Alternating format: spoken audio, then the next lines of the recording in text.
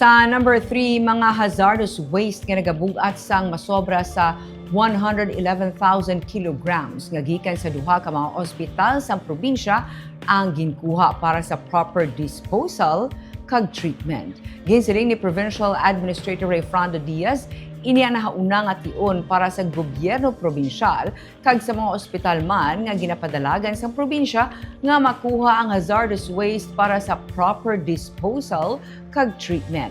Ginuunang hazardous waste ang Teresita Lopez Halandoni Provincial Hospital sa Silay City kag ang Cadiz District Hospital.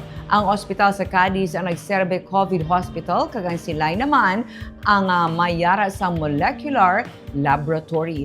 Ang urban hazmat transport amo ang winning bidder kag ini sila ang nagtransport sa hazardous waste kag pagadalon sa treatment facility sa Cavite suno kay Diaz. Ini ang kabahin sa compliance sa mga requirements sa Department of Environment and Natural Resources kag Department of Health suno kay Diaz. Sadto ginalubong ang hazardous waste sa hospital compound kag septic vaults.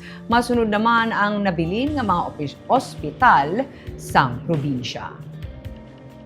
This is the first time ever nga ang aton provincial government and it's run hospital no na nagpaidalom sila no. So it's about time no for us to take care of our hazardous waste nga ara landa ginalubong sa aton nga mga hospital nga mga compound and septic vaults ta. So ang hazmat was the winning bidder to haul ang aton nga mga hazardous waste. They already completed hauling sa Cadiz District Hospital and ang Teresita Landoni